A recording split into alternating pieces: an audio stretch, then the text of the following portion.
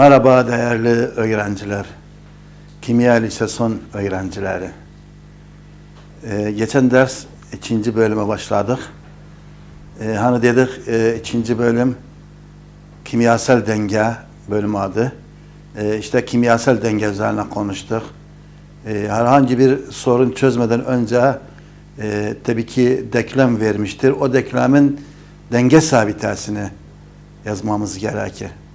Veya KC eşittir çıkanlar, böyle girenler, onu yapmamız gerekir. Ondan sonra veriler doğrultusunda soruyu çözmeye çalışacağız. Tıpkı mesela burada olduğu gibi, mesela bu soruya baksam, örnek aşağıdaki reaksiyonların molar konsantrasyon cinsinden denge sabitlerini yazınız. Denklem verip bu denklemin denge sabitini istiyor. Tabii ki yani bir böyle soru gelmez böyle yalnız bu. Ancak bu bütün soruda var. Her soruda birinci basamakta birinci işlemi gerek denge sabitesini yazırsan. Mesela burada 2HBr, H2 artı bir artı. Burada nasıl olur sence? Mesela diyelim çıkanlar böyle girenler. KC eşitse nedir? Dikkat etse okusan sualı. Molar konsantrasyon. Molar konsantrasyon dediği zaman yani KC. KC eşittir çıkanların molaritesi. Böyle girenlerin molaritesi. Her maddenin de önündeki denklemdeki mol sayısı üs olarak yazılır. Yani birincinin KC eşittir H2 üs 1. Çünkü bir dögünde çarpı 1 artı üs 1 bölü HBr üs 2. Bak dikkat edin. KC H2 çarpı 1 artı bölü HBr üs 2. Diğeri de aynen öyle. Ha burada dikkat etsek bir şeye. Bakın dikkat edin. Mesela burada sıvı alınmaz. Çözelti alını ekiyordu. Çözeltidir falandır. Alını, gazlar alını bütünüsü. Tabii ki bizim ikinci bölüm hepsi gazlar üzerindedir. Sıvı bir de katı alınmazlar. Sabittir miktarı birdir yazılmaz. Yani mesela yine burada neye eşittir? Dikkat edin. HNO3 üs 1 çarpı OH üs 1 üs 1 olduğu için yazmıyorum. Ancak parantezli dikkat edin. Köşeli parantez yapıram yani molarite. Yani HNO2'nün molaritesi çarpı OH'ın molaritesi böyle NO2'nun molaritesi H2O yazmıram. Birdir, sabittir.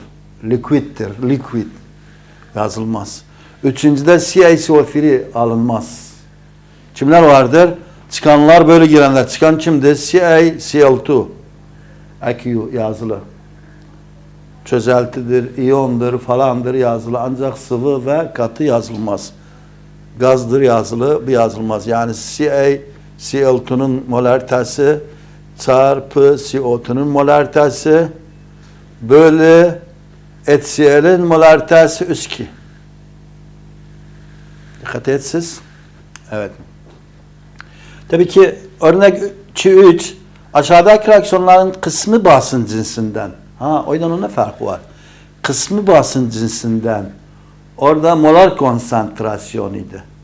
Kısmı basın cinsinden yani Kp orada Kc idi. Aynen sorudur. Sadece Kp eşittir çıkanların kısmı basıncı böyle girenlerin kısmı basıncı herkesin de mol sayısı kadar üssü vardır. Yani NST'nin üssünün ancak 2'dir. H2'nun üssü 3'tür, N2'nun üssü 1'dir. Dikkat ele. Evet. Kısmı basıncı NH3 üs 2 böyle kısmı basıncı H2 üs 3 kısmı basıncı N2. Dikkat ele buraya çıkan yoktur.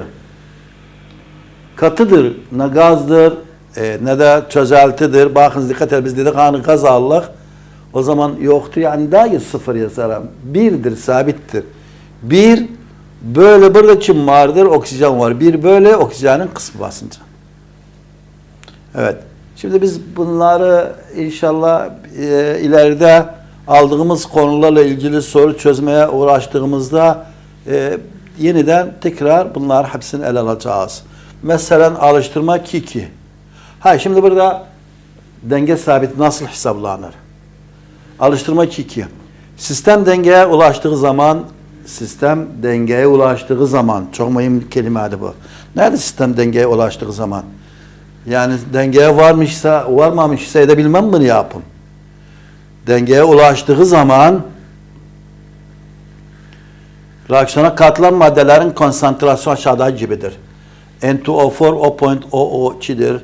NO2 0.017'dir. Aşağıdaki reaksiyonun 100 santigraddaki KQ değerini bulunuz. Herhalde çok kolaydır. KC eşittir. Çıkan kimdir? Denkleme göre N2O4 üs 1'dir. Üs 1 yazmaya gerek yoktur. Ancak bu parantez hani biraz önce dedik de bu parantez molar konsantrasyondur. Molar konsantrasyondur. Böyle NO2 üs 2. Peki şimdi bakacağım. N2O4 dengeye vardığında nancadı veripti 0.002'dir. NO2 nancadır 0.017'dir. 2. Tabii ki ilk önce 0.017'ni çarparım birbirine aynı özne. Ondan sonra o point o ikini bölüm. Tabii ki nanca çıkarsa sonuç burada yazarım 6.92 çıkarır. 6.92. Bu soru aslında bu alıştırma 2 dikkat etsem hazır sorudu. Yani dengeye vardığında deri bu buncadı, bu da buncadı. Hemen kural yaparım. Ancak her zaman böyle olmuyor. Her zaman böyle olmuyor. Şimdi bakarım bazı sorular bunun gibi kolay değil. Örnek 2 aynen bunun kimindi aslında düşünsem. Örnek 2 bir denklem verip ondan sonra belirli sıcaklıkta ve denge durumunda konsantrasyonlar aşağıdaki gibi verildiğine göre reaksiyonun KQ değerini bulunuz. İşte CH4 0.02'dir, C2H2 0.05'tir, H2 0.143'tür. Hepsini vermiştir. Zaten bellidir. Kural işte çıkanlar böyle girenler. Çıkanlar bu mol sayısı 3'tür. 3 olur. Dikkat etsem. Bu birisi de öyle yapıram 0.05'tir. Böyle 0.02 çarpıram karasını alırım bilmem bölerim falan ederim çıkarım. Bu gibi sorular kolaydır. Ancak bütün sorular beladır. Hayır. Şimdi ana konuya geleceğim. İşte zaten burada şey olması gerekir. Dikkat etsem mesela bakalım buraya. Mesela bu soru. Örnek 5. H2 artı I2 2HI. Hacmi 1 litre olan bir kap içinde 430 santigradda 0.5 mol H2 ve 0.5 mol I2 reaksiyona giriyor. Reaksiyon denge durumuna ulaştığında denge sabiti KC'si yani 5.29 olarak bulunuyor. Denge karışımının oluşturan maddelerin konsantrasyonlarını hesaplayınız. Evet. Tabii ki denge sabitini verin. Dengede denilen sorular. Sanki soru şudur. Bakınız dikkat edin bu sorunu burada çözülen.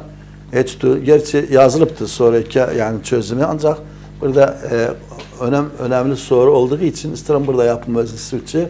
İlk önce böyle yapalım denklem yazalım. H2 artı I2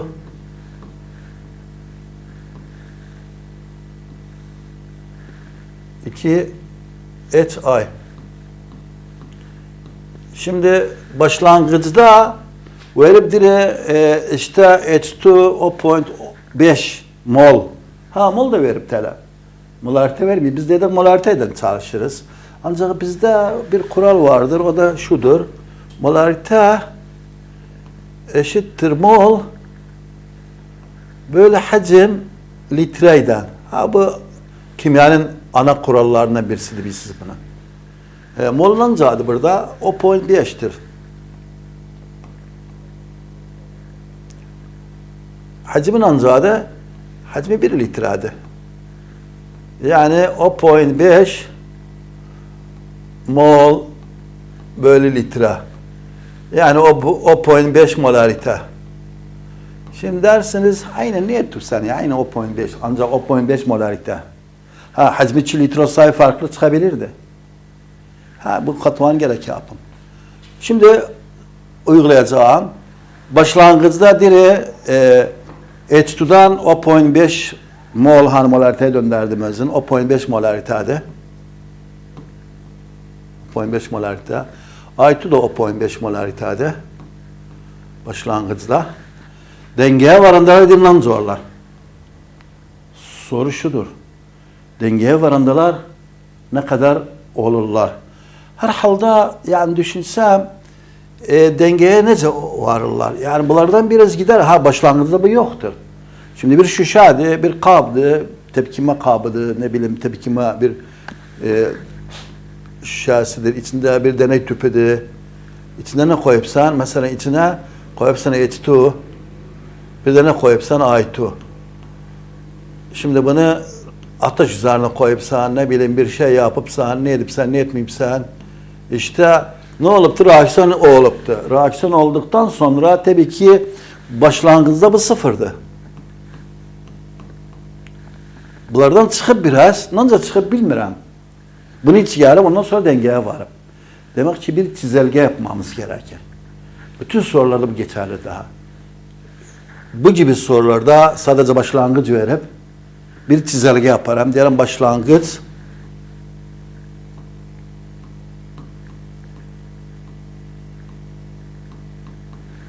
değişim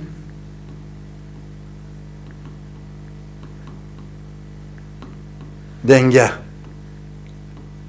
Yani bir çizelge aslında 3 basamaklı bir çizelge. Başlangıçta verdiğidir. Ürün 0 yazarım. Ürünü vermeyeyim zaten. Yani çıkarmada yoktur. Hani dedim işte bu ikisi var. Reaksiyona giriyorlar onlar. Değişimde ne oldu? Değişimde bunlardan çıkar. Bunu hiç gele. Nanca çıkar? Bilmiyorum nanca çıkar. Ekiz çıkar. Ancak neçe ekiz? 1 ekiz, 2 ekiz, mol sayısına kadar ekiz çıkar. Mol sayısı 1'dir yani 1 ekiz çıkar. Bunun mol sayısından ziyade 1 değil 1 ekiz çıkar. Bunun mol sayısı 2'dir, 2 ekiz gelir bunun için. Bir çizelge yaparım, 3 basamaklı bir çizelge, başlangıç, değişim, denge.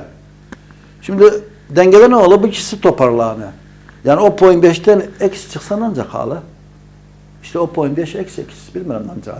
Yazarım o 0.5 eksi eksi. Bunun olur o 0.5 eksi eksi. Bunun olur 0 artı 2 eksi. Yani 2 eksi. Şimdi dikkat etsem bu dengedir. Biz dedik denge sabiti. Denge sabiti neydi? Çıkanların mol sayısı, molaritesi, mol sayısı üst olarak yazılı. Çıkanların molaritesi, böyle girenlerin molaritesi, herkesinde mol sayısı üst olarak yazılır. Ne zaman? Dengeye vardığında. Yani Kc eşittir. Hi kara böyle H2 çarpı I2. Hangi sayılar bunlar? Yok. Dengede vardığında bu. Çünkü zaten bu olmaz. 0 idi. Hiç olmazdı. Evet. Evet. Kc eşittir. Hi kara H2 I2. Evet. Dikkat etsem soruda Kc verip bana. Nanca verip 5.29. Bu gibi sorularda Kc veri dengedeki durumunu ister. Veya tam tersi. Dengedeki durumunu verer, Kc ister. Yani dengedeki vermeyipse Kc nasıl taparım? Dengedeki nancadı bu eksi bilmiyorum nancadı. Belli değil. O yüzden kalacağını ve hepsi x tapabilirler. X tapsam işte yerleştiririm. Herkes belli olan ancadı. Et aynı ancadı. Çi x'tir. Kare. Bunun ancadı 0.5 eksi x. Bir de 0.5 eksi x. Yani 5.29 eşittir x kare. Aşağıya baksam 0.5 eksi 8 bir de 0.5 eksi 8 edebilir bir defa yazım kare edemez. 0.5 eksi x kare. Faydası ne bunun? Faydası iki tarafın kare kökünü alabildim. 5.29'un karekökü 2.3'tü. Bir başka sualda var aynı 5.29'du. Yani talebede bile ezberlersin özüm bundan sonra. 5.29 gördüğü zaman 2.3'tür. Tabii ki edebilsen tecrübe edesin. 2.3 yerine yaz 2.4. 2.4'ü öz-özüne çarp bakarsan 6 çıkır. Galattı. Evet. Neyse 2.3'tü. Eşittir. Bunun çoğulu sadece 2x. Bunun çoğulu 0.5 eksi x. İçler dışlar çarpımı yapsam 2x buradan böyle aktaramazı 2x eşittir 2.3 0.5 eksi x. Amaç burada nedir sorsam sizden? Amaç eksi tapmam gerekir. Eksi tapsam faydası nedir peki? Eksi tapsam faydası yerleştiririm. İşte dengede nanca olabilir belli eder. 2x eşittir. 2.3'ü 0.5'e çarpsa 1.15. Evet. Eksi 2.3 x. X'ler bir tarafta kalsın. 2x artı 2.3 x eşittir 1.15. Yani mesela diyelim burada 2x'ti, 2.3 x'ti yani 4.3 x oldu. 4.3 x eşittir 1.15. Manası eksi taptım artık. Eşittir 1.15 böyle 4.3 burada bir sıfır koyabilirim. Hatta virgülleri kaldırırım. 115 böyle diğer 430 mesela çıktı o point 6 o point 6 7 bir böyle rakam çıkarabilirsem o point 6 yaz yeter. Ha şimdi x tapıldı. X tapıldı demek ki soru şuydu. Soru dire dengede eçtunanca diyorsan dengede eçtu. Ha ikisinde bir suda çıkar. Eşittir aytuya. İşi hatta bir de yazsan. Ve eşittir. Çünkü aynı andılar ikisi. O point 5 eksi x. Yani o point 5 eksi sen eksi taptı yerleştir. O point 6 mesela. Yani 2.6 edebilirsin yazsan. O yani o point 6 yerine edebilirsin de şeyde yapasan özüne 3 basamak 2 basamak fark etmez. O point mesela diyelim 24. Molarite. Tamam molarite. Ha ondan sonra HI nancadı. HI dengede eşittir 2x. Yani eşittir 2 çarpı o point 26 eşittir o point 52 molarite. Bu gibi sorular tabi bölüm sorularda da vardı. Böyle sorulardan çok vardır. İnşallah onları da çözerek. Baka bir başka soruya. Önemli olan bana ne vermiştir soruya baksam başlangıçta verip denge sabitesinde verip dengeden anca olur dire. Zaten denge sabiti verirse basitti. Ha bunun tersi de doğrudur. Bakın bir başka soruya baksam dikkat etsem mesela baksam bura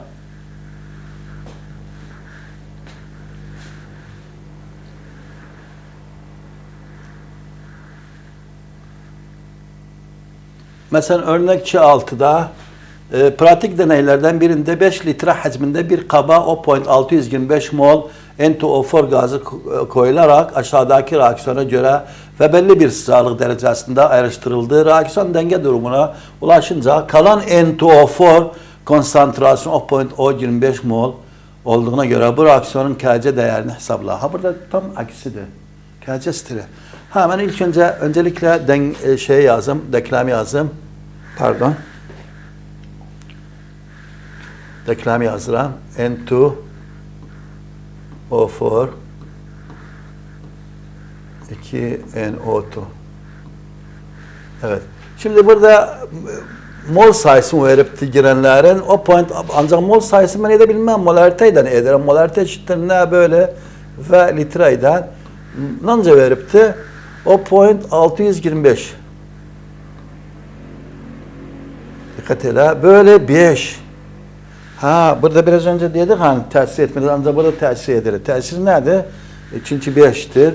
Yani mesela bölsem ölsene o point 125 çıkar. Demek ki sorsam senden N2O4'dan zade o point 125'tir. Bundan zade başlangıcı sıfırdır. Bu başlangıçtır.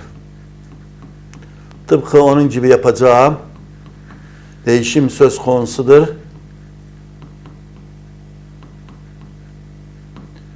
Değişimde ne olur? Bundan çıkar, bunun içi gele, bundan bir tane eksi çıkar, bunun içi 2 tane eksi gele. Çünkü mol sayısı 2'dir.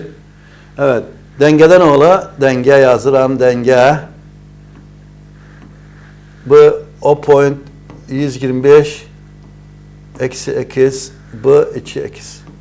Bu dengedir. Arkadaşlar bakın bu dengedir. Şimdi bu denge dikkat edelim. Denge Kc verse hemen soru çözerim hemen biterdi. Ancak Kc vermemiştir burada. Özü Kc'stir.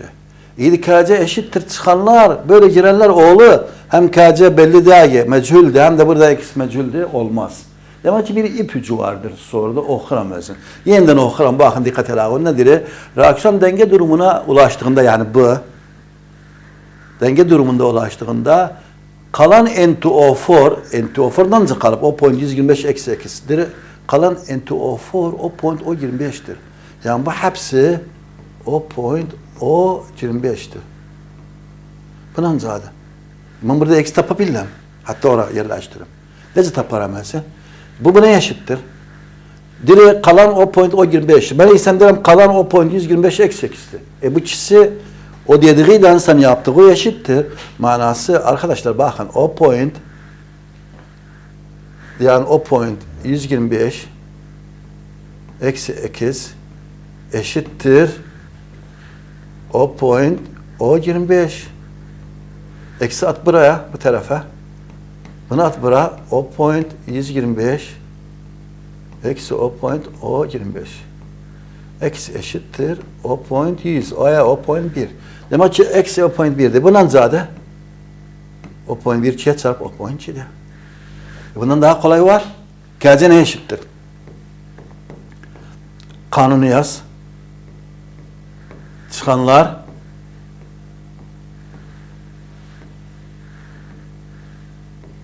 böyle girenler.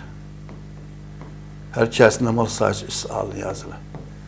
O point 2 kare böyle o point o 25 yani o point 2 kare o point o 4 o point o 4 böyle o point o 25 yani bir sıfır daha koydum hatta basamakları kaldırım 40 böyle 25 sanki 40 böyle 25 böyle yapsam özü 1.6.